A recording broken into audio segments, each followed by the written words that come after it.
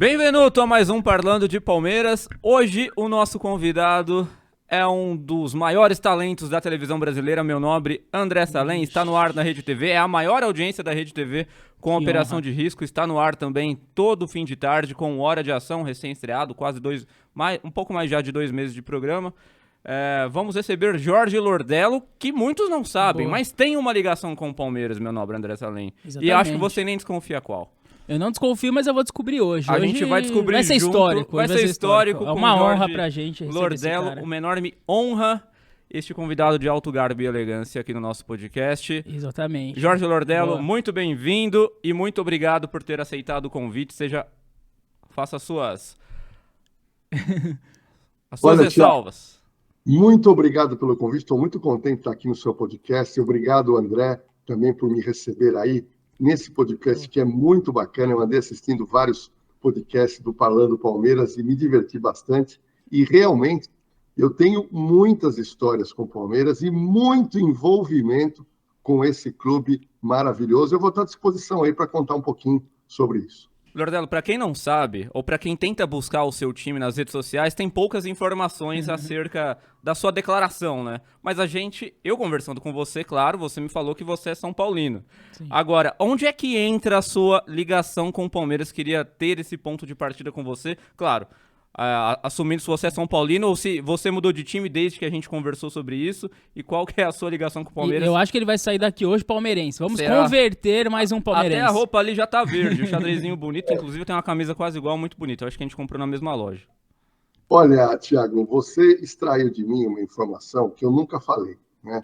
Porque, na verdade, eu não falo da minha vida Você pessoal. entregou o cara no ar, olha isso. Pois é. Na internet você não vai encontrar praticamente nada da minha vida pessoal, só da minha vida profissional, mas eu acabei te contando aí no bate-papo por telefone que eu sou São Paulino. Mas, na verdade mesmo, Thiago, eu tenho 2 times que eu posso dizer que eu torço. E tem um motivo. Eu acho que eu sou o único torcedor de futebol que gosta de futebol e realmente torce para 2 times grandes, e eu vou te explicar. Aham.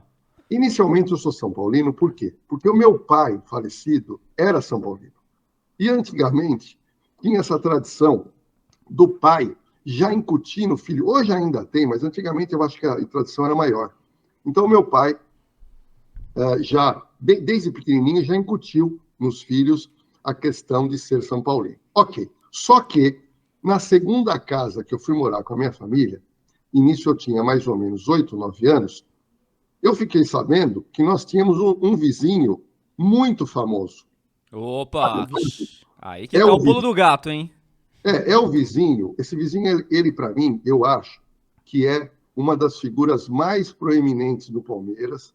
É o maior goleiro da história do Palmeiras, na minha opinião, e de muitos torcedores da antiga do Palmeiras, que é o Oberdan Catani. Vixe. Aí Então sim. eu fui vizinho de parede Vizinho pouco ilustre. do Oberdan Catani, que era casado com a dona Marcília, que eu conheci, depois ela faleceu muito nova. Os 3 filhos do Oberdan, que é o Oberdanzinho, a Mônica e a Valquíria. O Oberdanzinho faleceu de câncer. Então, nós tivemos uma proximidade com o seu Oberdan. O seu Oberdan, na época, já era aposentado do futebol, mas continuava a ser um ídolo muito grande do Palmeiras, pois todos nós residíamos pertinho do clube do Palestra. Bom, o que aconteceu? Isso foi com 8 anos. Eu frequentava a casa do Oberdan Catani e um dos cômodos da casa dele, ele tinha um hall de troféus que ele ganhou, que era muita coisa que ele ganhou pelo Palmeiras. E ele ficava contando para mim e para os meus irmãos as histórias do Palmeiras. E ele conta uma história muito interessante, que ele tinha uma tristeza que ele nunca vestiu a camisa da seleção brasileira. Por quê? Ele se considerava tão bom ou melhor que os goleiros da época, mas ele era de São Paulo. E naquela época, a FIFA, a CBF, era muito carioca, e ele alegava que, por esse motivo, ele não era chamado para a seleção. Era ou ainda é muito carioca? Sim. E aí o que aconteceu? Como eu sou muito alto, eu tenho 1,97 m. Nossa. Meus pais ficaram sócios do Palmeiras. Eu tinha 10 anos de idade. e eu comecei a frequentar o clube. Então, eu frequentava o clube quase todo dia. Clube social. O clube social. E por causa da minha altura, os técnicos do basquete do Palmeiras me convidaram para jogar na escolinha do Palmeiras. E eu fui jogando na escolinha. Cheguei quase até o profissional. Eu era um bom jogador. Fui chamado para assinar com o Palmeiras como profissional ao completar 18 anos. Ia ganhar um salário.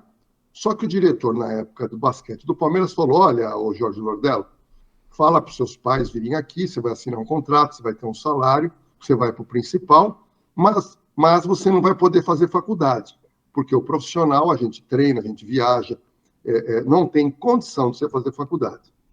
Eu fui para casa, não dormi naquela noite, porque eu sempre gostei de estudar. E para complicar a minha decisão de ficar no basquete do Palmeiras, o time principal do Palmeiras naquela época era o melhor. E tinha Carioquinha, tinha Oscar, tinha Paulinho Vilas Boas, tinha Gilson. Era o melhor time. E eu não me achava tão bom como eles. Aí eu voltei no Palmeiras, falei que não queria mais jogar basquete, fui prestar vestibular, mas continuei sócio do Palmeiras, frequentando mais 10 anos. Aí depois eu acabei saindo por causa de trabalho, por causa de profissão. Mas isso sendo São Paulino, desde sempre. Então, aí você vai me perguntar, que time você torce? Eu falei, olha, eu torço para o São Paulo, mas eu também torço para o Palmeiras. Quando o São Paulo joga, eu torço para o São Paulo. Quando o Palmeiras joga, eu torço para o Palmeiras. Quando joga São Paulo e Palmeiras, para mim, é alegria. Se o São Paulo ganhar, eu fico contente. Entendi. Se o Palmeiras ganhar, eu também fico contente. Entendi. Por isso que eu entendo que eu torço para dois times. Nossa, é surpreendente isso. É como o Denilson, comentarista da Band, ele diz também que torce porque ele jogou nos dois clubes, né? Aí então, exatamente, É meio que o do Jorge também, né? Ele jogou, tem uma história com o Palmeiras e tem uma história com o São Paulo, que é do pai dele, da família dele, né? Então, Sim. tem um pouco de sentido também. Mas, ô Jorge, você gostava de basquete? Você foi jogar basquete só porque era alto? Você gostava de assistir? Você gosta mais de futebol? Você acompanha bastante futebol? Frequentava estádio? Você é fanático? É mais fanático por basquete, por futebol? O que você gosta mais? Pô, essa pergunta é interessante, André. Eu, na juventude, eu sempre fui dependente de futebol e basquete. O basquete eu jogava e eu era bom jogador. Era alto, mas era bom. O futebol, eu nunca fui bom. Eu jogava no gol. O Palmeiras tem aquelas quadras do fundo, eu jogava no gol. Era um goleiro razoável. Nas 4 linhas eu era muito ruim por causa da altura, muito magro e não sabia jogar. Mas na época eu assistia os jogos no Parque Antártica, porque eu morava pertinho. E o Morumbi era longe, né, do Palmeiras. E na época era difícil ônibus, não tinha metrô. Então, no Morumbi, eu fui poucas vezes.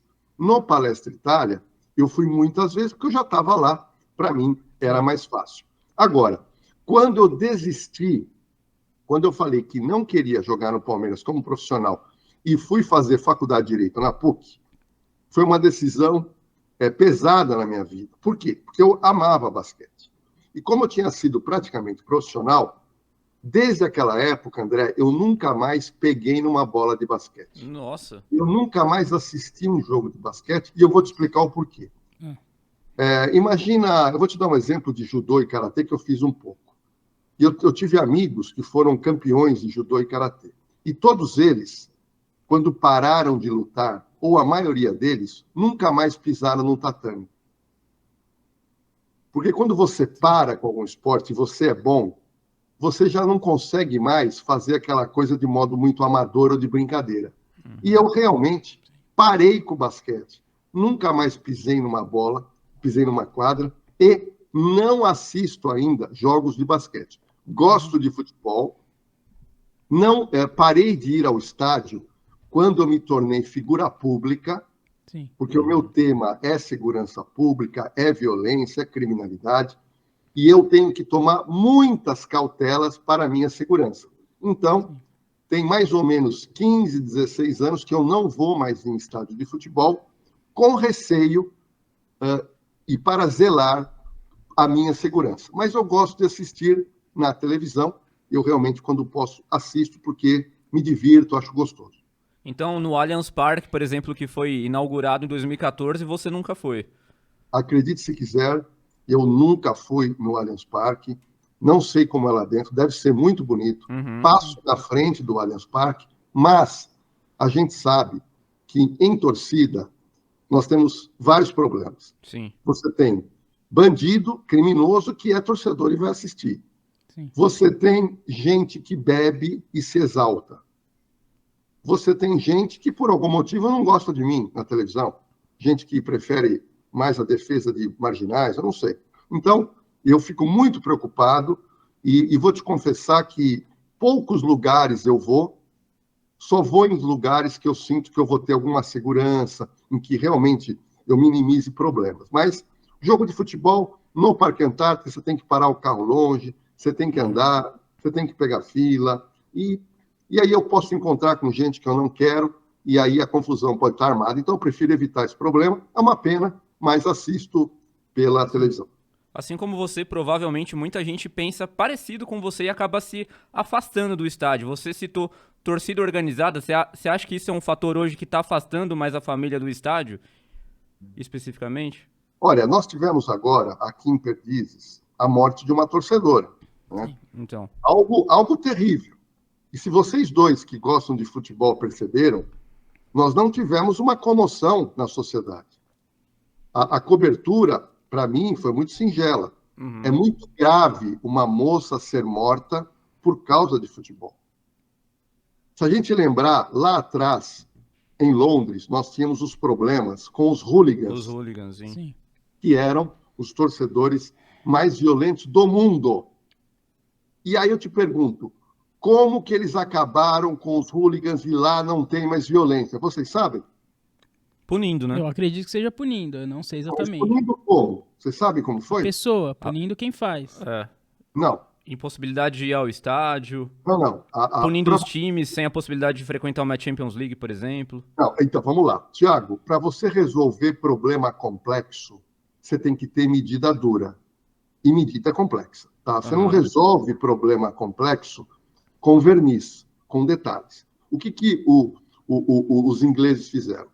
Chegou num tal ponto de violência que as confederações de futebol se reuniram e decidiram o seguinte: o futebol inglês, nos próximos 5 anos, os clubes não vão mais jogar nenhuma liga internacional. Só vai continuar o futebol inglês.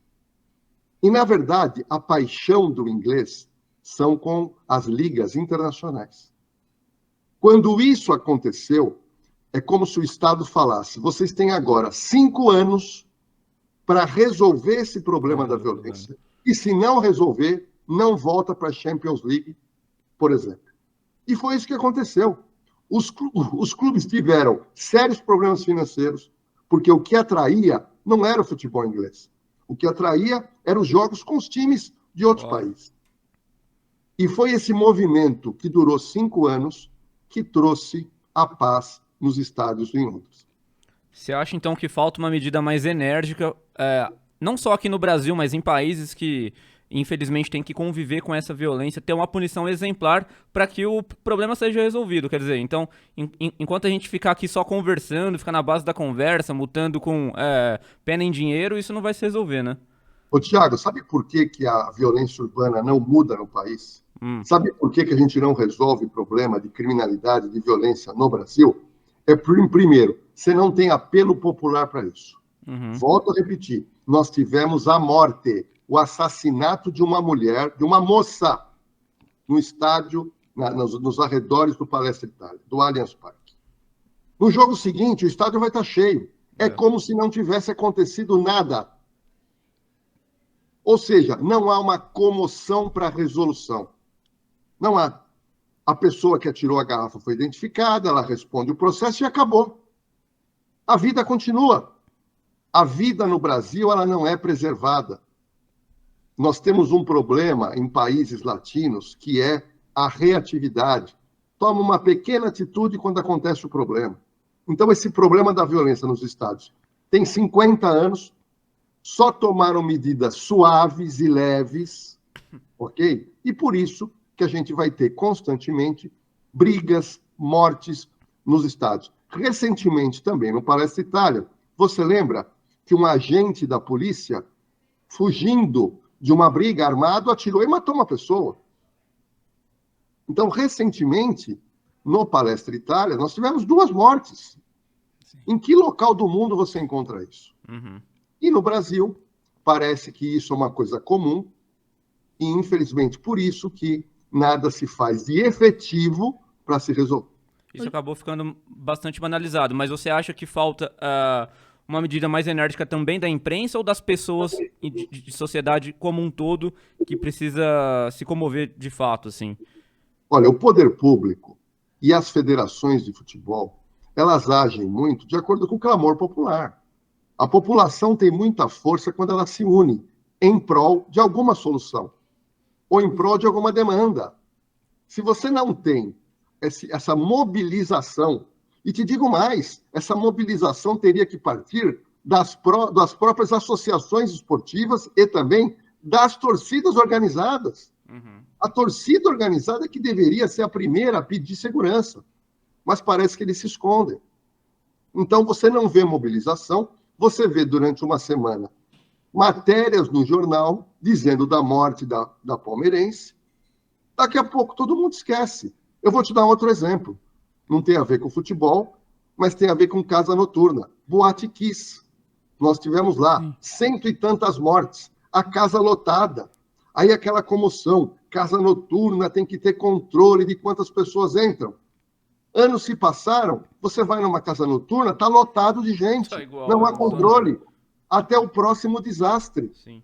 Então no Brasil é assim, não se resolve problemas. Ô Jorge, eu tenho um pouco de dificuldade ainda de entender aonde entra a culpa do clube ou de torcedor comum que acaba sendo punido. Eu vou te dar alguns exemplos. Por exemplo, a gente teve recentemente Santos e Corinthians, o Santos perdeu o jogo, torcedores do Santos tacaram bomba, rojões no campo, o Santos foi punido por 8 mandos de campo. Tem alguém preso? Eu duvido que tenha alguém, não tem ninguém preso. Pelo contrário, a gente viu os jogadores do Santos sendo escoltados pela polícia e os bandidos lá tudo solto. Pra mim, não foi torcedor do Santos que tacou bomba ou rojão, são bandidos. Pra mim, o torcedor... você é torcedor, eu sou torcedor, o Thiago é torcedor. A gente jamais tacaria uma bomba, um rojão. Pra mim, é meia dúzia de bandido que tava lá, que taca rojão, bomba num campo. Aí o que acontece na prática? O clube perde 8 jogos de mando de campo, o meu amigo santista é impedido de frequentar a Vila Belmiro e ver o time dele. Ou seja, quem está sendo punido? O torcedor, que quer realmente acompanhar o time, ele não pode, porque ele recebeu uma punição que ele não fez nada. O clube vai jogar metade dos jogos sem torcida, então ele recebe uma punição e o clube não fez nada. O clube não tem como prever que vai entrar meia dúzia de bandido com uma bomba. E assim, é igual eu chegar aqui no estúdio, eu tá com uma bomba aqui no estúdio e o estúdio agora está impedido de funcionar. Um monte de gente que trabalha aqui vai perder o emprego. E não vai acontecer nada comigo. Eu acho que a gente tem que começar a punir os indivíduos, porque, na minha opinião, são bandidos. Quem vai tacar uma garrafada em alguém? É torcedor ou é bandido? Eu nunca tacaria uma garrafa em alguém, eu acredito que você não, o Thiago também não. Nós somos torcedores. Um bandido pegou uma garrafa, pra mim é muito claro. Um bandido pegou uma garrafa, tacou e tacou em alguém, assim, em direção a outra torcida. Nas torcidas organizadas, a gente sabe, é comprovado que tem muito bandido infiltrado ali. E é briga de facção mesmo. Eles marcam em outros lugares, é briga de facção que acontece. E aí a discussão é sempre torcida única, vai perder mando de campo, vai perder ponto. Eu acho que já passou da hora da gente começar a discutir os indivíduos, o CPF, não CNPJ. Só que esses bandidos, eles se escondem atrás de CNPJs, porque eles sabem que com eles não vai acontecer nada, e sim com o clube. E muitos ali, eles estão cagando e andando se o clube vai perder ponto, vai perder mando. Tem muitos ali que não estão nem aí para isso. Eles querem brigar, eles marcam em outros lugares as brigas. Há quanto tempo existe... você falou, faz 50 anos que tem briga entre torcedores, e na minha opinião, as medidas são muito ineficazes. Assim. Você pune perda de mando de campo, você pune clube... mas assim, não acaba. Infratores, né? Sim, é torcida única, você impede o torcedor de ir no campo. Eu não sei, eu tenho um pouco de dificuldade de entender o porquê o clube é punido, ou o torcedor comum, assim. Pra mim, são bandidos que fazem isso. Pra mim, é óbvio, assim. Se eu cometer um crime num restaurante, não o restaurante tem que ser punido, sou eu. André, deixa eu te explicar uma coisa. não se faz omelete sem quebrar ovo. Uhum. Nós estamos falando aqui de áreas esportivas onde frequentam 30, 40, 50 mil pessoas. Sim. Ou seja, é muita gente com uma emoção enraigada. O time ganha, a pessoa fica feliz e bebe. O time Sim. perde, a pessoa fica triste e bebe. Em ambos os casos, a pessoa pode ficar violenta. Eu vou te dar um exemplo muito interessante. Em São Paulo, há cerca de 25 anos, nós tínhamos um problema muito sério de mortes de mulheres à noite, problemas de estupro com mulheres, problema de acidente de trânsito por causa de bebida alcoólica. E algumas cidades ao redor de São Paulo criaram a lei seca. Uhum. Quando se criou a lei seca, o que era a lei seca? Eu vou te dizer, eu trabalhei como delegado na cidade de Suzano e lá foi criado. Das 11 às 5 da manhã, todos os bares e botecos fechados. Sabe o que aconteceu? Os índices criminais todos caíram. Só podia ficar aberto padaria, comércio maior e restaurante. Os botecos, os bares, todos fechados. Aí você fala, tá vendo? Mas você puniu muita gente. Tá vendo? Isso não pode. Algumas pessoas ficaram desempregadas. Não está recolhendo imposto. Mas existe algo maior, que é a segurança pública. E esses índices em todas essas cidades, que ainda permanece a lei seca. Ainda é proibido beber bebida alcoólica à noite e madrugada. Uhum. E aí você resolve um problema do quê? Do álcool gerar uma série de violências. Feminicídio, abuso, estupro, acidente de trânsito. Aí eu vou te dar um exemplo agora, André, muito interessante. Uhum. Nós, no Brasil, não estamos acostumados com punição. O brasileiro não gosta de punição. O brasileiro é contra a multa.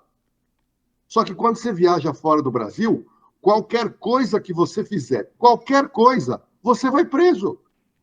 Sim. Ou você paga uma multa muito alta. Então, vou te dar um exemplo. Eu lancei um dos meus livros em Madrid, na Espanha. O livro chama-se Protégete, Passaporte para a Sua Segurança. Então, nós lançamos esse livro lá para 28 países de língua espanhola.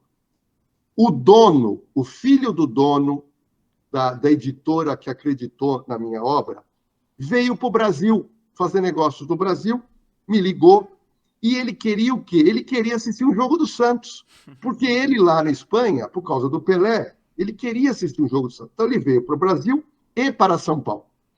Eu peguei o meu carro, fui até o hotel onde ele estava, e saindo de lá, nós fomos inicialmente um dia jantar, batemos papo, e no dia seguinte ia ter Santos e Palmeiras no Parque Antártica. E eu falei para ele, eu vou te levar no jogo do Santos e Palmeiras, que vai ser no Parque Antártico. Peguei ele no hotel, estou indo a caminho do Parque Antártico. Próximo da Avenida Paulista, ele verifica crianças pedindo esmola. Aí ele olha para mim e falou, o que é isto? Falei, são crianças de baixa renda que estão aqui pedindo dinheiro. Aí ele falou assim, mas o governo não faz nada? Vocês deixam? Uhum. E eu vou falar o quê para ele? Deixa. Deixa. Fui para Perdizes, parei o carro longe e fomos a pé até o Parque Antártica. E indo a pé ao Parque Antártica, nós encontramos o quê? Aquelas barraquinhas que vendem bebida alcoólica. Uhum. Aí ele parou, começou a olhar com um ar espantado e falou assim, me fala uma coisa, quanto custa isso? E ele viu o preço, era uma coisa muito barata, porque no Brasil você se embriaga com R$5. E aí ele falou, mas vocês permitem bebida na rua?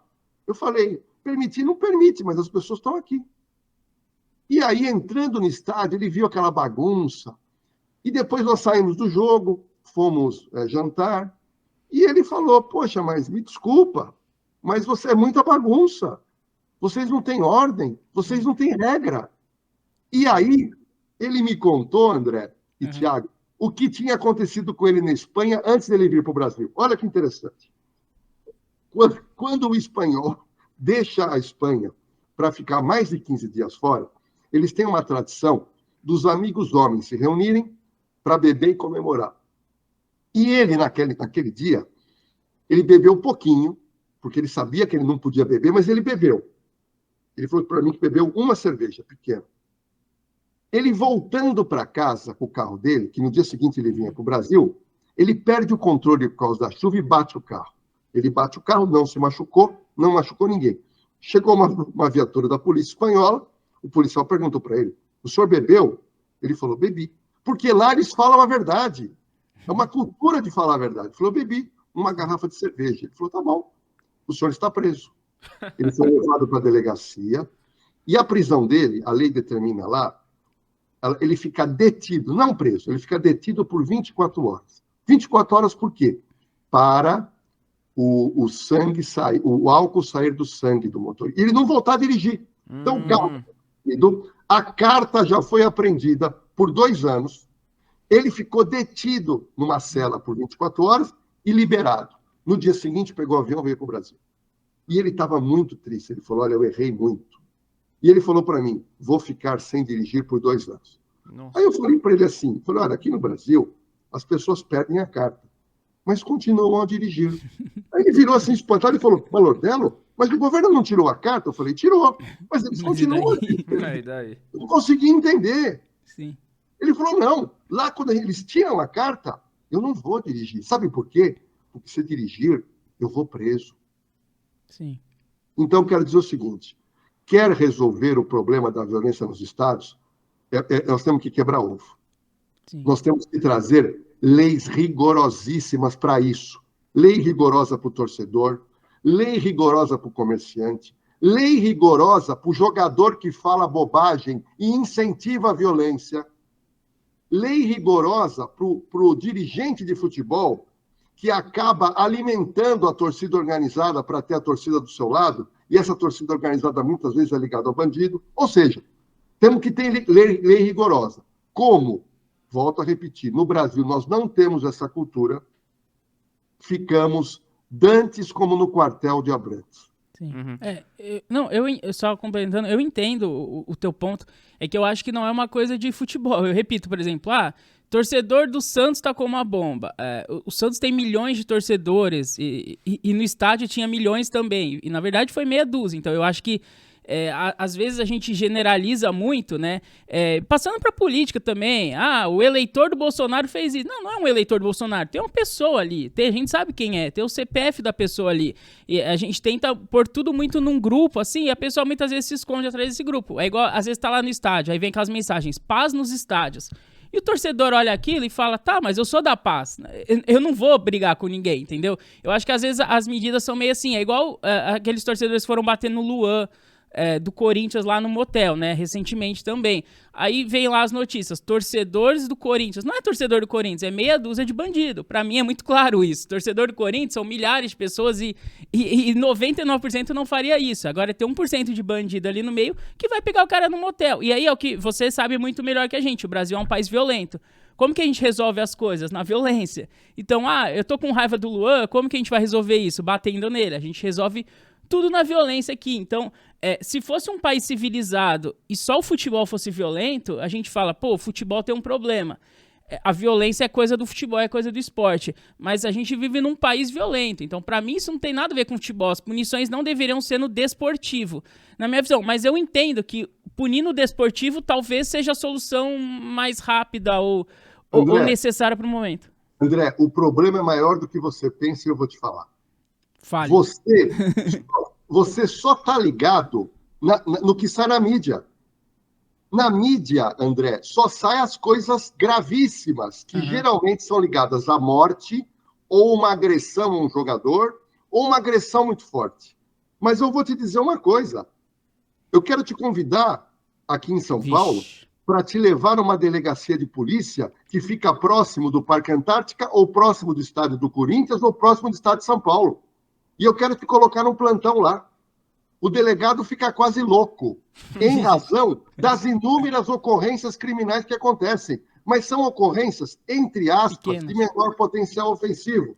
Como, por exemplo, destruição de carros, destruição de patrimônio público, brigas generalizadas que não gerou algo mais grave, acidentes de trânsito. Sim. Ou seja, muita gente que, por causa do jogo de futebol, que por causa das emoções, depois que saem do estádio, elas descarregam a sua raiva, a sua neurose, o seu estresse, de forma violenta. Então, quando a gente fala, morreu essa moça, mas não é um caso. Esse é um dos casos. Tanto é que no Brasil, pelo menos em São Paulo, nos grandes estádios, nós temos o juizado especial criminal ali. Tem que ficar um juiz, um delegado. Por quê? É tanto caso, é tanta confusão, é tanta bebedeira, que eu vou te falar uma coisa, André. O brasileiro só sabe se divertir bebendo. Sim. Só sabe se divertir bebendo. E bebe em excesso, porque a pessoa vai a esse jogo de futebol para desestressar. Aquela pessoa que é bacana, que ela é trabalhadora, mas ela bebe muito. E aí os ânimos ficam exaltados. E eu vou te falar uma coisa.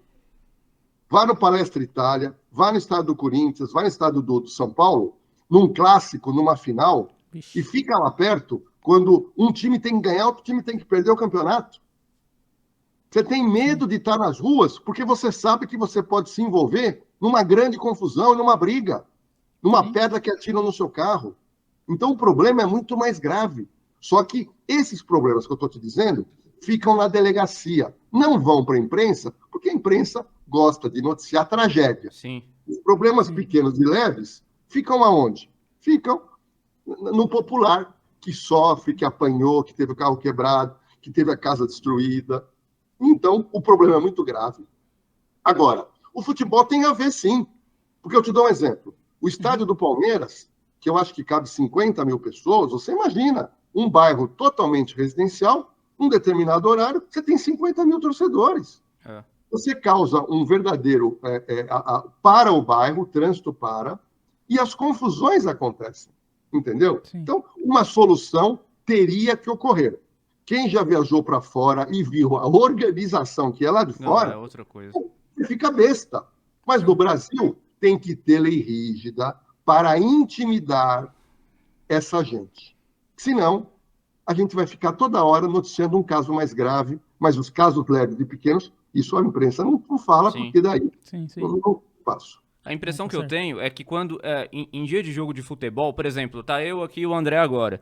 Se a gente sair na rua agora e bater em alguém na esquina, provavelmente seremos punidos por isso. A gente pode ser levado para a delegacia, ser preso e tal. Mas a coisa parece que se transforma quando existe um jogo de futebol envolvido.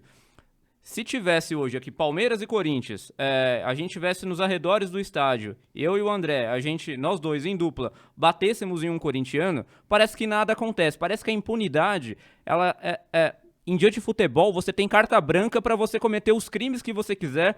A gente já sabe que o Brasil é o país da impunidade, mas parece que nos dias de futebol, isso se acentua mais. Você acha que isso é só impressão minha ou impressão nossa? Ou isso realmente, de fato, acontece, Lordello? E por que isso acontece? A sua análise é perfeita e a explicação eu vou te dar. Porque as pessoas vão no futebol em grupo. A torcida organizada é em grupo. Então você tem lá uma torcida bacana, as pessoas estão indo lá, ou os amigos, 10, 20 amigos. Só que tem uma coisa, começa com a bebida alcoólica. Tem gente que usa droga. E aí tem alguém que arruma uma confusão. O seu amigo arruma uma confusão, os outros 20 que estão lá perto vão defender o amigo, seja ele errado ou certo. Então, o grande problema é que no futebol as pessoas vão em grupo, vão em associação, diferentemente de um teatro. Você reparou como é no teatro? É tudo organizado. Por quê? Você, sua esposa, namorado, vai lá, senta e vai embora. Agora, futebol não, é grupo. Futebol tem o esquenta. E aí eu quero fazer uma pergunta para o André. Boa, fácil. Opa, André, vai ter que responder. André, eu vou falar aqui no Parque Antártica que eu conheço. Boa. Então, o jogo começa às 4h. Meio-dia, tem grupos de amigos nos arredores, eles param o carro, o cara põe na rua uma grelha, começa a fazer o churrasco, com aquelas caixas de cerveja e gelo, e tá todo mundo lá bebendo. Sim. Tá? Eu te pergunto, você é a favor ou contra? Eu sou a favor, eu acho que a pessoa faz o que ela quer, na verdade. Eu sempre sou a favor. Não, você é a favor porque tá no Brasil. Sim. Porque lá fora isso é proibido. Então, veja bem, você é a favor porque o brasileiro ele acha que ele pode tudo. O brasileiro gosta de liberdade. Sim, eu sou Fora a favor do da Brasil, liberdade. Bebida alcoólica na rua, um monte de gente gritando, incomodando os vizinhos, isso é proibido. Sim. Mas eu te fiz essa pergunta porque eu já sabia da resposta. Boa, agora, boa. Pegou ele, Lordello! Boa, pegou! Imagina se vem um político que quer resolver o problema e coloca uma lei dessa, André, ele vai ser criticado. Sim. Porque ele estaria tirando, entre aspas, direito das pessoas. Aí eu vou te contar outro exemplo, André, muito interessante. No Brasil, a lei seca não pegou. As pessoas bebem e dirigem. É verdade ou é mentira, Thiago André? Verdade. É verdade ou é mentira? Alguém tem medo da lei aqui no Brasil? Não. tem. Ninguém. O cara liga o Waze e bebeu, tá Ele já bêbado, sabe onde tá, né? o Waze, consultando o Waze para não cair numa blitz da polícia. Ok. Sim. Eu estava no Aeroporto Internacional de Guarulhos para embarcar, quando do meu lado, para os Estados Unidos, do meu lado, antes de embarcar, está um rapaz de 20 anos e o pai dele se despedindo no final. Aí o pai dele falou para ele, olha, filho, deixa eu te falar uma coisa, hein? Aqui no Brasil, beber e dirigir não dá problema. Mas nos Estados Unidos, dá cadeia. Pelo amor de Deus, eu estou te dando dinheiro. Pega lá carro por aplicativo, não bebe e dirige, porque senão você vai preso. Aí o filho olhou assustado. Ah, tá bom, pai, eu vou seguir. Você entendeu, André? Sim. Isso. Então, quando você tem uma lei dura e severa, sabe o que acontece? O cara fala, eu não vou arriscar. Agora, quando a lei é meia boca, quando a lei é mais ou menos, você fala, essa lei aí eu pago uma multinha, eu quebro um galho, eu me viro. Então, ou a gente coloca a ordem na casa, André, ou nós vamos continuar com mais 40 anos pipocando na imprensa que uma moça morreu por causa de uma garrafa. Sim, não, eu entendi o que você falou. É que eu também acho que quando essas punições são pro clube, acaba sendo uma punição leve e aí o cara vai fazer a mesma coisa na semana seguinte. Agora, se você punir o indivíduo de forma severa, o cara vai pensar 2 vezes antes de fazer de novo isso. Né? Então, pra mim, todas as punições até hoje que eu vejo no futebol é muito leve. E aí entra no que você falou. Enquanto a punição não for severa, nunca vai acabar. Né? O que seria exatamente uma punição severa, eu não sei. Mas eu acho que tem que começar a punir mais o indivíduo. Mas eu entendi o que você disse. Eu vou te dar um exemplo, que é a minha área. Se eu fosse presidente da República, eu faria uma lei e eu resolveria, em boa parte, o problema de álcool e direção. Ok? A minha lei seria o seguinte: se um indivíduo for pego dirigindo alcoolizado, ele perde a carta, ele é preso e o carro dele é apreendido, leiloado, vendido e o dinheiro que arrecadarmos vai servir para gastarmos com prevenção a acidente de trânsito. Se você fizer essa lei, eu te pergunto, alguém vai arriscar a beber? Só vai pensar 2 vezes antes de fazer. Ele Jordano, fala, mas aí... eu vou perder meu carro, eu vou ser preso. Sim. Então é melhor eu seguir a lei. Eu vou pegar um táxi, eu vou andar de bicicleta, eu vou pegar um Uber. Sim. Entendeu? Ou a gente faz uma lei dura, ou senão o brasileiro ele arruma um jeitinho. Mas você não acha que lei a gente até tem? Por exemplo, todo mundo sabe que não pode beber e dirigir, você é punido. Todo mundo sabe que você não pode matar uma pessoa, mas as pessoas matam. Todo mundo sabe que tem lei pra isso, tem punição pra isso, mas as pessoas fazem. Eu acho que o problema talvez não esteja na lei em si, mas em fazê-la ser cumprida. Não passa um pouco por isso? Não, mas eu sei, mas estou dizendo, essa lei do trânsito, da bebida alcoólica, ela seria cumprida em todo o Brasil. O cara foi pego dirigindo embriagado, amigão, seu carro agora é do Estado, nós vamos leiloar. Mas tem que cumprir a lei, certo? Porque não adianta ter a lei e continuar Dar como um tá, né? dinheirinho pro policial não punir, fazer outra coisa. Eu vou te dar um exemplo, Thiago. Thiago. 2 leis que foram cumpridas sem precisar de fiscalização. Vou te mostrar. Primeira delas, Lei Cidade Limpa na cidade de São Paulo. A cidade de São Paulo, ela tinha cartazes... Aqui também tem. Aqui em Ribeirão também tem. Fazia o que queria. Ok. Aí veio o prefeito Kassab, na época, e fez a Lei Cidade Limpa. E a Lei Cidade Limpa dizia o seguinte, você pode ter, no máximo, 10 metros quadrados de placa com a propaganda da sua empresa. Se tiver 11 metros, a multa, eu não sei o valor, mas a multa era alta. Sabe o que aconteceu? No dia seguinte da promulgação e sancionamento da lei, eu vi na Rua Augusta já os comerciantes arrancando aquelas propagandas enormes. Mas aí é uma coisa que todo mundo vê, não é? Salta aos olhos. E se enquadrando. Outra lei foi a lei do fumo. A lei do fumo. Quem fez a lei do fumo no Brasil? Maluf, não foi? Não. Porque os políticos não queriam fazer a lei do fumo, por quê? É uma medida impopular. Você vai pegar bronca de quem fuma. Sabe quem teve coragem na época? Quem? Prefeito de São Paulo, José Serra. Ah, foi o Zé Serra? Ele fez a lei. Quando ele fez a lei, e a lei punia quem? Punia os bares e restaurantes. Se alguém for pego fumando em bar e restaurante, a multa era alta. Na reincidência, ou na terceira vez, fecha o bar. Sabe o que aconteceu? Eu estava num bar, logo depois da lei, uma pessoa acendeu o cigarro, o dono falou, pelo amor de Deus, me desliga esse cigarro, eu não quero ter problema com a prefeitura. Uhum. Então, quando a lei ela é rígida e a pessoa sabe que vai ser punida, Tiago e André, o brasileiro não é bobo. Sim. Ele fala, eu não vou pôr a mão nessa cumbuca. Uhum. Então, nós temos que fazer exemplos como esse para o futebol, para intimidar as pessoas a serem mais educadas, pelo menos na força, pelo menos no medo de uma punição rígida. Uhum. Ô, Lordelo, eu queria falar um pouco de coisa mais leve agora, porque no começo do nosso episódio você estava falando que era vizinho do Oberdan Catani e tudo mais. Queria nos aprofundar um pouco mais na sua relação com o Oberdan Catani. Você conversava muito com ele? Você frequentava muito a residência do Oberdan Catani? Porque eu acho que ele foi o último jogador do Palmeiras que foi campeão do mundo em 1951 que acabou falecendo, né? Então, isso você já chegou a conversar isso com ele? Palmeiras tem campeonato mundial, não tem mundial? Como é que era a sua relação com o Oberdan? Era um cara gente boa? Era um cara da resenha? Como é que ele era nos bastidores? Olha, o Oberdan Catani, né, descendente de italiano, coração palestrino, paixão pelo Palmeiras, mas nós estamos falando de outra geração de brasileiros. Sim. Era um homem que nunca bebeu e nunca fumou, um esportista nato, um homem que faleceu com quase 90 anos, sim, com um físico perfeito, porque ele se cuidava, ele fazia um pouco de ginástica, mesmo com mais de 80 anos. Colocasse o uniforme, podia jogar ainda. Sim, sim. Então, uma pessoa que é um ser humano que não existe mais.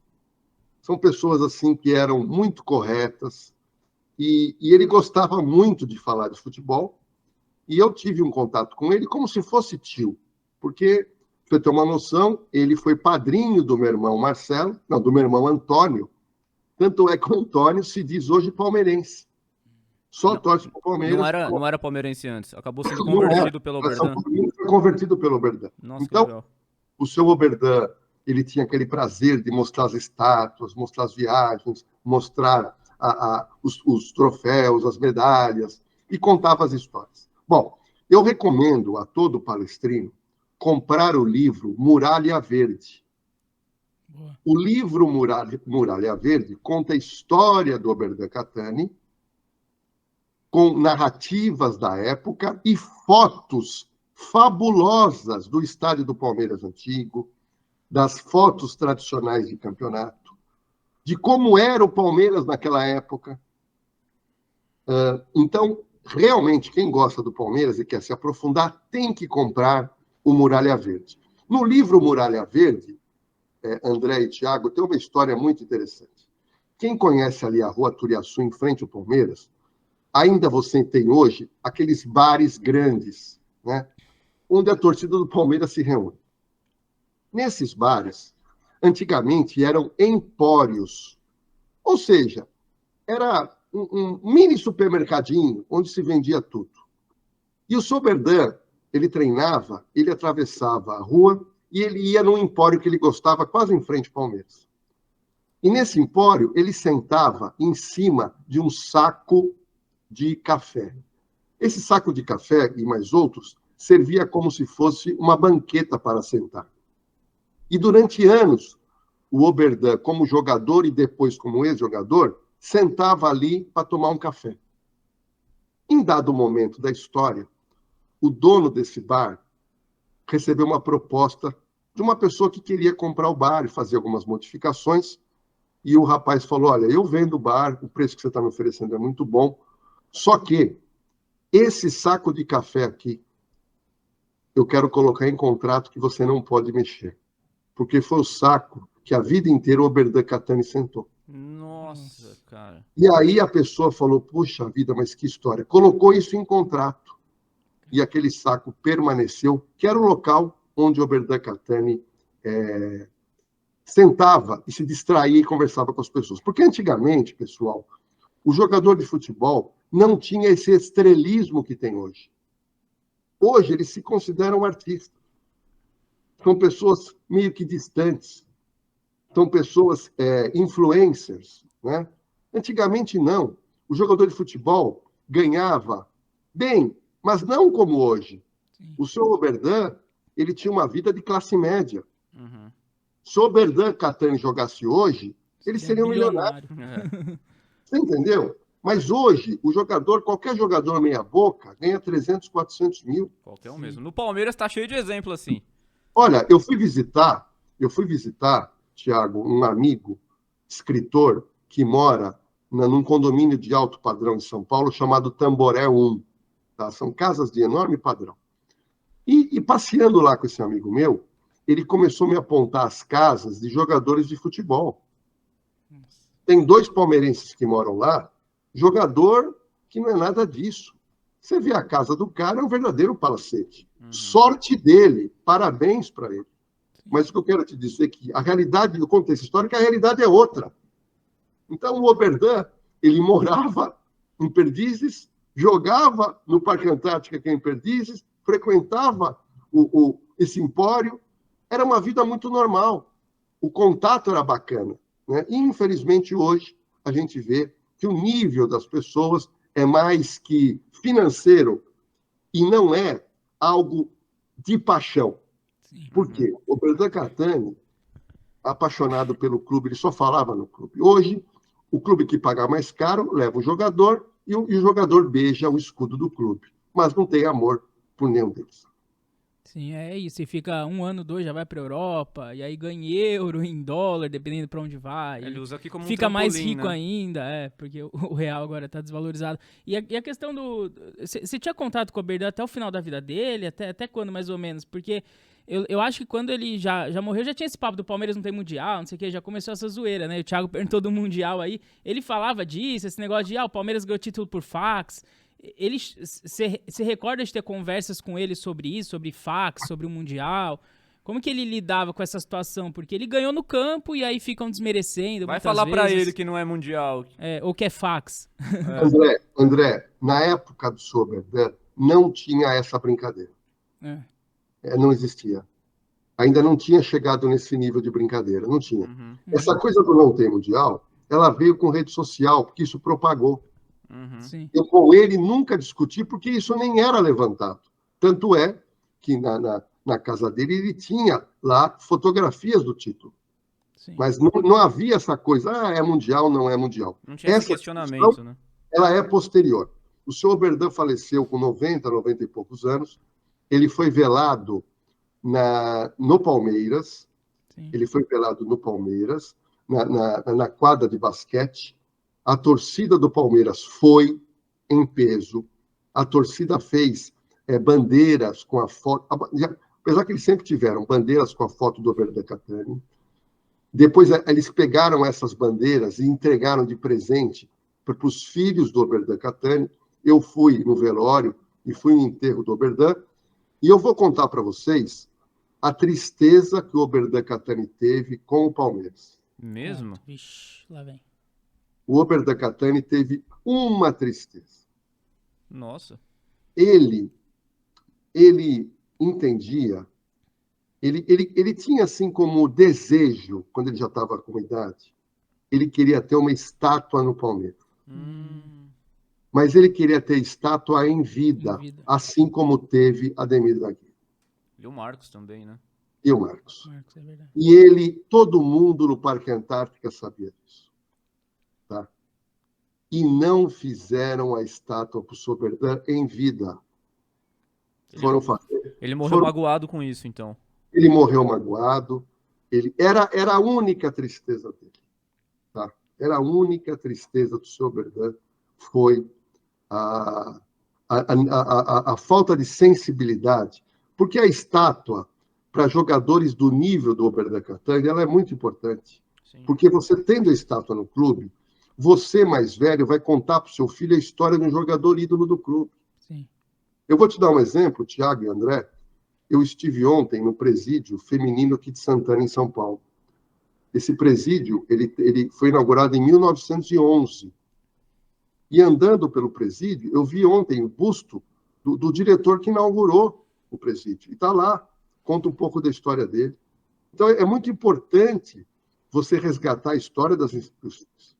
Então, o Palmeiras não deu essa alegria para ele, deu outras alegrias, Sim. mas não deu essa alegria do busto em vida que ele queria ter. Mas era uma coisa que ele externava, Lordello?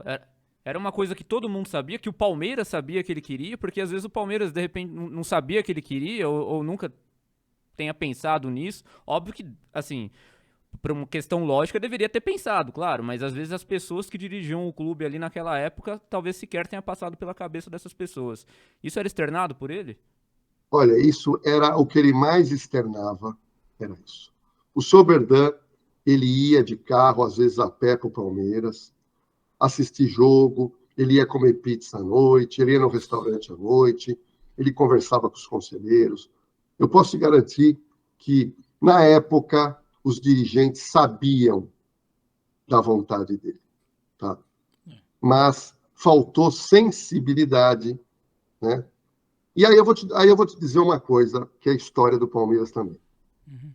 Na época eu ouvi de um conselheiro o seguinte: olha, se o Oberdan não tivesse vestido a camisa do Juventus, ele teria irritado.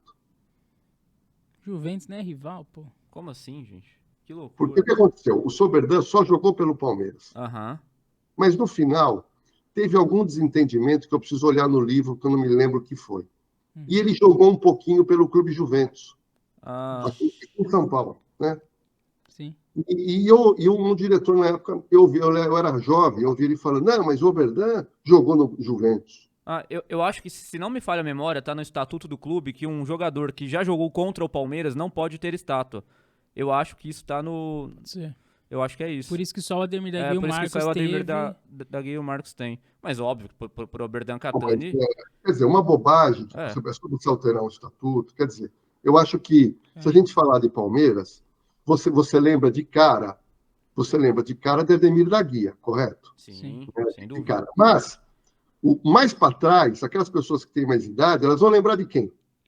Do Oberdan. Do Oberdan, sem dúvida. Oberdan Então, Leão. a arrancada heróica, tá? Sim. Você vai lembrar de quem que marcou o Palmeiras? O Oberdan Catani, que tinha aquela mão enorme, que pegava a bola com um só. Você entendeu? Sim. Então, eu acho que um clube, por exemplo, do São Paulo, quando eu penso no São Paulo, quem me vem à mente? Rogério Ceni. Me vem primeiro o Raí. Primeiro Raí?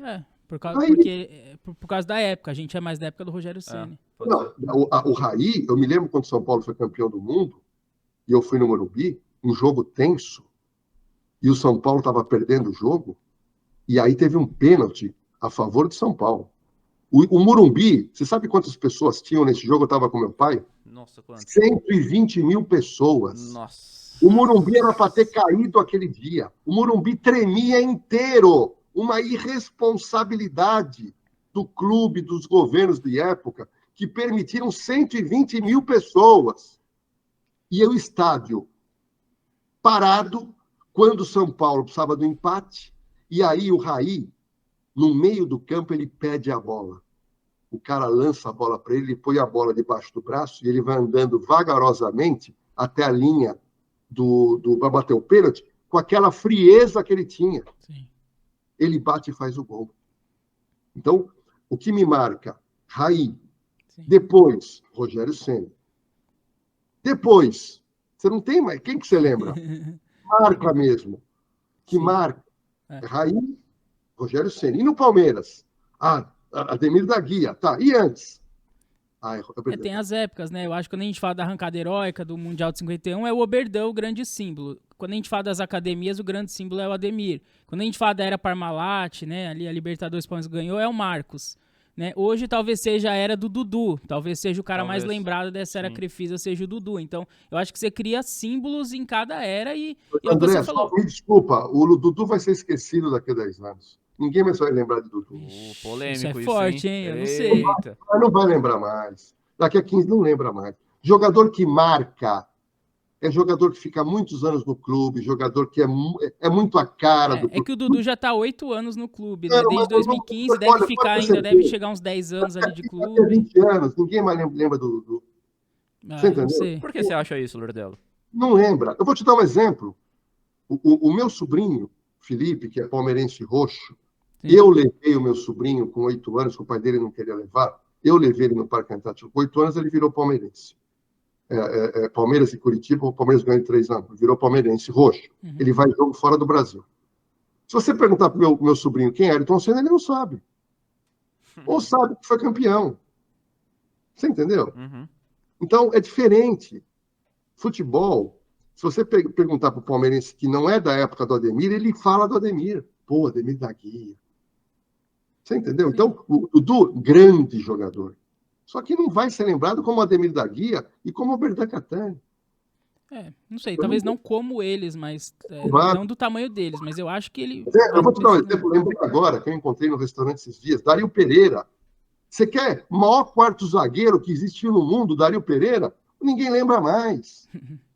Quem é o melhor? Dario Pereira ou Dudu? Acho que o Dario Pereira. Dario Pereira, ninguém mais lembra. Lembrei agora, Oscar e Dario Pereira, a maior dupla de zaga que o São Paulo já teve. E aí? Passou. Poucos jogadores marcam o clube. Poucos marcam. E quem marcou no Palmeiras é o Berdan Catani. Depois, Ademir da Guia. E depois o Marcos. Sim. E depois? Eu E acho que você não. acha que essa época que o Palmeiras está vivendo com a Crefisa aí desde 2015, ganhando título praticamente todo ano, ganhou 2 Libertadores, você acha que não é um período que vai ficar marcado na história do clube? E aí, às vezes, o Dudu surgiria como símbolo desse período, nesse sentido. Mas eu acho que é um período que vai ficar marcado, assim, de protagonismo do Palmeiras. Como foi São Paulo no começo dos anos 90, que todo mundo lembra do Tele, teve depois com o Muricy ali, que ganhou a Libertadores um ano antes.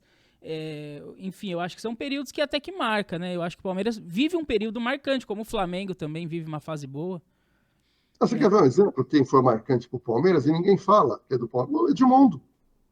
Edmundo foi marcante. Uhum. Mas ninguém fala Palmeiras e Edmundo. Então, o Dudu não tem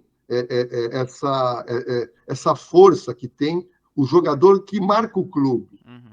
O Dudu saiu, voltou, daqui a pouco ele sai de novo. É um grande jogador, mas não tem uma personalidade que gere uma Isso lembrança a gente já falou aqui já. tão afetiva. Tão afetiva. Volto a repetir. Oscar e Dario Pereira, São Paulino nem lembra mais. Falta marketing para alguns jogadores. Dudu é um deles. Né, o Dudu, você sabe que a personalidade dele é mais fechada. Ele é bem introvertido, né? Ele é bem introvertido, né? E só que tem jogador, o Ademir da Guia era introvertido. Só que o andar dele no campo, ele era uma pessoa de uma visão de jogo e que dominava a situação. Todo mundo já respeitava o cara. Sim. O fato da maneira como ele andava no campo. Então, são pouquíssimos jogadores. Por exemplo, vamos falar de Corinthians. Quando você lembra de Corinthians, você lembra de quem? Primeiro jogador, Marcelinho Carioca. Marcelinho, talvez o Neto. Não. Primeira coisa que você tem que lembrar é Sócrates. É verdade, Sócrates. Lembrei depois. Sim. Entendeu? Sócrates. Pô, cara, é uma história, uma série de histórias no Corinthians. O Marcelinho Carioca, grande jogador. Grande jogador. Mas marcante para mim, você vai lembrar, Sócrates. Uhum. Daqui a 30 anos, é Sócrates. Mas será que para a geração atual não é o Cássio, por exemplo? Não, a geração atual tem os ídolos atuais. Mas esses ídolos atuais, daqui a 15, 20 anos, ele não se perdura. É que nem uma música que faz sucesso hoje e depois, daqui a 5 anos, ninguém mais toca. Ninguém mais lembra. São ruins, as músicas de hoje são ruins. O que mais tem isso é hoje. Quando a gente colocar Garota de Ipanema, todo mundo conhece. Sem dúvida. Uma música aqui da Bossa Nova que você fala, caramba, ela perdurou 50 anos. No mundo inteiro até hoje, né? Entendeu? Então, isso são para poucos. Isso são para poucos. Lordelo, deixa eu te perguntar, a gente estava falando da política do Palmeiras rapidamente, que o Oberdan não teve estátua e tal, você é um profundo conhecedor da história do Palmeiras e do São Paulo também, acredito. Você nunca pensou em entrar para a política do clube, de repente, com a sua experiência hoje, ajudá-los de alguma maneira? Olha, eu vou falar uma coisa interessante. Eu conheço muito da história do Palmeiras e da política do Palmeiras. Sim, você conhece bastante. Muito. Vocês sabem muito bem que antes da era atual, o Palmeiras tinha gestões politizadas. Sim. Você tinha grupos políticos que queriam ter o poder. Quando a pessoa era oposição, eles faziam a seguinte campanha: quanto pior, melhor. Ou seja, é que nem política hoje. O cara é oposição, tudo que a situação faz é ruim. O cara é situação, tudo que é oposição... É assim, não é política, é politicagem. No Palmeiras viveu isso, o Corinthians viveu isso. E sabe quem nadava de braçada e que não tinha isso? São Paulo Futebol Clube. Exato. São Paulo tinha gestores profissionais. Construíram o melhor estádio na frente de todo mundo, construíram um centro de treinamento do futebol na Marquês de São Vicente, que ninguém tinha. Construiu o centro em Cotia, que ninguém tinha. Clubes do estrangeiro, internacional, clubes vinham aqui de estrangeiro para conhecer o São Paulo, para aprender. E o São Paulo mostrava. Tá? Era tudo uma maravilha. O São Paulo foi campeão. Nadava de braçada. Por quê? Porque os seus concorrentes eram politiqueiros. Politiqueiros. O que aconteceu? De uma hora para outra, assume uma gestão empresarial. E o Palmeiras vira o quê? Um grande clube importante de títulos. E o São Paulo, o que aconteceu? Sai do empresarial e vai para o politiqueiro. Pois é. Inverteu. Quem diria, hein? Então, hoje o São Paulo vive a sina que o Palmeiras e o Corinthians viveram. E o Corinthians, hoje, está com essa sina da politicagem. E só quem tem hoje um departamento profissional e empresarial é o Palmeiras. Então, por que o São Paulo está mal? Falta dinheiro? Não falta. No Corinthians, falta dinheiro? Não. Não falta. A gestão é ruim. A gestão é péssima. Contrata mal, gerencia mal, não programa. Você entendeu? Então, que o Palmeiras mantenha gestões empresariais. E se o São Paulo quiser mudar, ele tem que mudar a cabeça das pessoas que estão lá e trocar a politicagem, não a política, porque a política bem feita ela é valiosa, mas a politicagem pelo empresarial, pelo gestor, pelo empreendedor. Aí sim, a coisa... Você acha que virar SAF seria uma solução para o São Paulo e para outros clubes aí? Que aí seria uma gestão empresarial, é um outro modelo, né? Mas não deixa de ser uma cabeça de empresa, assim, né? Mais profissional. Olha, a Palmeiras não é SAF, está nadando de braçada. Sim. O Palmeiras construiu um belíssimo estádio maravilhoso. O Palmeiras hoje tem renda, o Palmeiras tem dinheiro, o Palmeiras vende jogador. Então, eu acho que em qualquer tipo de modelo, e vou falar uma coisa para você, viu? Se você pegar o SAF e colocar agente de politicagem, vai afundar também. Sim. Não muda nada, né? Não adianta você mudar o modelo e não ter gente que empreenda e que seja técnico, em que não haja com o coração. Sem contar, pessoal, que no futebol tem também muita maracutaia, muita corrupção. Sim. Muito jogador que é contratado e que divide salário. Você entendeu? Então, tudo isso tem que acabar no futebol brasileiro. Bordella, mas você não respondeu se você entraria pra política, hein? Não. Já tá igual político, ó, tá fugindo da pergunta. Não. Eu vou falar uma coisa interessante, André, a sua pergunta. Nunca me passou pela cabeça. Apesar de ter frequentado muito o Palmeiras, agora tá passando. Nunca me passou. Eu vou te contar outra coisa também, André. Eu saí de sócio do Palmeiras depois que eu entrei para a polícia e até por falta de tempo. Saí de sócio. Antes da pandemia, me surgiu a vontade de voltar a ser sócio do Palmeiras. E através de um conselheiro amigo meu, que, por sinal, foi meu professor de basquete no Palmeiras. Nossa! O treinador Maza, que é conselheiro do Palmeiras.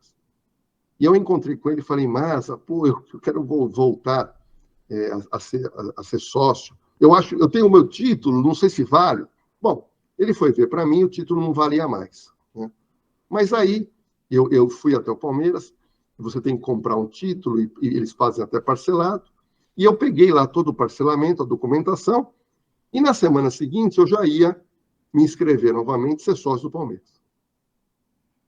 Na semana que vem que eu ia lá, estoura a pandemia. Nossa, isso já faz 3 anos, então. Então, eu ainda quero, esse ano aqui, voltar a ser sócio do Palmeiras, mas vou te dizer o porquê. Eu quero usar o parque aquático do Palmeiras. Ah, você quer usar o social. É o social, porque o parque aquático é maravilhoso. Uhum. Tem a piscina de 50 metros que eu nadei muito. Hoje tem a piscina aquecida, fechada. É um parque aquático maravilhoso. Pra política, então, talvez daqui a um tempo. Não Não, descarto. Ou não eu quer. faço tanta coisa, Tiago, e eu estou envolvido muito hoje com os meus programas na TV, com os meus livros, então não teria nem tempo. Aham, perfeito. Eu vou te dar um exemplo. Você não faz ideia o que me convidam para ser candidato. Ah, eu imagino. Você não faz. Hoje mesmo Nossa. me ligaram. E eu digo, não quero. Eu acho que eu posso contribuir com a sociedade De no outras trabalho maneiras. que eu faço como pessoa física. Ah. Não preciso de um cargo político, que eu acho que eu ajudo mais hoje na área de segurança pública e privada, nas coisas que eu faço. Sem dúvida.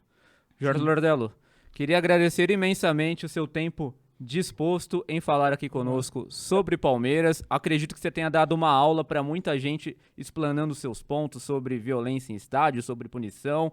Acredito que muita gente talvez mude de opinião depois do que você apresentou aqui. Tenho certeza que Não você foi sei bem se o André claro. mudou, hein? Não sei se o André vai mudar. Eu acho que ele está reflexivo, Ele vai porque você trouxe refletir. pontos muito Você importantes trouxe pontos aqui. interessantes, sim. Ele vai refletir. Tenho certeza Olha, que eu vou sim. te contar mais um caso uma vez, André. Eu fui para Buenos Aires, mas isso, olha, nada tem 25 anos. E eu fui assistir um jogo lá. Não foi do Boca, foi daquele do time que River é Plate? do Boca, do River Plate. Fui no estádio do River. O estádio, por sinal, era muito velho, mal acabado, mas tudo bem. Mas eu comprei um ingresso. Quando eu estou entrando ali na rampa, apareceu uma pessoa e eu estava com um bilhete na mão. Ela falou assim para mim: eu vou te levar no seu número. Falei, número? O senhor tem um número, o senhor tem que sentar na sua cadeira, Igual teatro. igual teatro. E essa pessoa me levou, me colocou na cadeira, ela pegou um tipo de um negócio para limpar, limpou o meu assento e me colocou sentado ali. Tá? Agora, faz tempo que eu não vou em estádio. Aqui no Brasil, você compra uma numerada ou você compra a cadeira? Entendeu? O número. Então, André, ou a gente vai disciplinar as pessoas a irem em grandes eventos. E tem um detalhe, viu, André? Em grandes eventos de igreja, gospel, por exemplo, eu já fui em 2 a convite. Uma coisa impressionante. Não tem bebida alcoólica, não tem cigarro, não tem segurança, não tem briga. Sim. Eles mesmos se organizam e lá, eu me lembro, um pastor falou para mim, Lordello, aqui nos nossos eventos, o jovem, ele aprende que para se divertir, não precisa beber e nem usar drogas. Ô Lordello, rapidinho, nosso tempo já tá acabando aqui, não queria aprofundar, só mais uma curiosidade que eu lembrei, uma coisa que acontecia muito no Palmeiras, e o Palmeiras tentou solucionar, que são os cambistas. Isso existe não só no futebol, mas em show, enfim, a gente sabe como que é no Brasil. Cambismo é crime, né, revender ingresso. O Palmeiras colocou reconhecimento facial e aparentemente acabou com essa prática de revenda. Como que você enxerga os cambistas? Assim, tem alguma outra solução para acabar com isso? É só reconhecimento facial? Ou deixa vender lá, não tá fazendo mal para ninguém? Como que você enxerga que a gente pode acabar com isso? Tem alguma solução que você acha assim, prática e rápida? Olha, a prática do cambista ela é irregular. Sim. Só que você nunca viu notícia, cambista foi preso. Perfeito. Então, quando pega lá, vai embora, devolve o ingresso e acabou. E o pior... a gente vê eles vendendo ali, é fácil identificar, a polícia chega... É a coisa mais fácil de identificar. Sim. Porque o campista, para vender, ele tem que falar. Sim, ele está anunciando que está vendendo. E o pior do que o cambista que vende o ingresso legal é o cara que falsifica o ingresso. Sim. Ele falsifica, vende para a pessoa no preço mais ou menos do preço do ingresso, a pessoa vai e não consegue entrar. Então... Tudo no Brasil, André, pode ser resolvido, mas tem que ter vontade política e competência. Resolve tudo. Você falar para mim que nós temos cambista ainda e não se resolve, por que não se resolve? Falta de vontade política e falta de competência. Porque as pessoas estão lá abertamente. Por que a polícia não pega eles? Eu não entendo isso. Por que é interessante o cambismo continuar? Não é que é interessante, você tem que ter um foco para acabar. Uhum. Tem que ter foco para acabar. O policial, quando vai no patrulhamento, a preocupação maior qual é? É briga, é confusão. O policial fica muito ligado nisso. Mas o ideal teria equipe só para isso. Eu sempre digo que a polícia tem que ser especializada. Eu trabalhei numa delegacia certa feita, o Tiago e o André, poucos policiais, tá? E eu percebia que ninguém esclarecia quase nada. Sabe por quê? Porque todo mundo tinha direito de resolver qualquer tipo de crime. Aí eu reuni todos os investigadores e falei o seguinte, olha, quantos investigadores nós temos aqui na delegacia? 15, tá bom. Quem gosta de esclarecer homicídio? Um levantou a mão, um outro, mais um. Vocês dois agora vão ficar incumbidos de esclarecer homicídio. Só. Os outros crimes você esquece. Aí eu peguei, bom, quem quer trabalhar numa divisão de furto e roubo de carro? 4 pessoas levantaram a mão. Então, vocês só vão trabalhar com furto e roubo de carro. Aí sabe o que eu fazia? Todo final do mês eu ia verificar os índices criminais. Quantos homicídios esclareceu? Esclareceu pouco. Eu chamava os 2 caras e falava, peraí, vocês não estão trabalhando? Vocês não têm resultado? Roubo de carro. O roubo de carro está diminuindo. Por quê? Porque eles estão trabalhando. Então, quando eu jogo responsabilidade para pouca gente, mas para cuidar de um crime, a responsabilidade é deles, não tem como fugir do serviço. E eu me recordo que, no passar dos meses, eu consegui grandes resultados com isso. Tá? Então, o cambismo talvez seja uma coisa vista como menor e fica correndo solto. Ah, deixa lá, não vamos mexer com isso. Por isso que não mudou. Boa. Perfeito, Lordello. Muito obrigado pelo seu tempo, pela paciência em nos atender. Você foi muito solícito, como sempre, conta sempre com a gente também para o que você precisar. Estamos juntos e obrigado pela aula que você acabou de lecionar aqui no Parlamento de Palmeiras. O Parque Antártico, vamos marcar. Exatamente, Lordello. Exatamente. Muito obrigado. Obrigado também, meu companheiro André Salem, por mais um episódio. Boa, boa. Muito obrigado, viu, Lordello, aí pela entrevista, pelo tempo. Pra quem não se inscreveu ainda, tem que se inscrever no canal, ativar as notificações, essa coisa toda. Deixe seu comentário, que assim o YouTube entende que o conteúdo é relevante. Engaja o vídeo e ajuda nós. Exatamente. Faça isso chegar em quem precisa, hein? Que tem muitas declarações importantes aqui. Exatamente. Grande abraço a todos, até o próximo episódio. Valeu.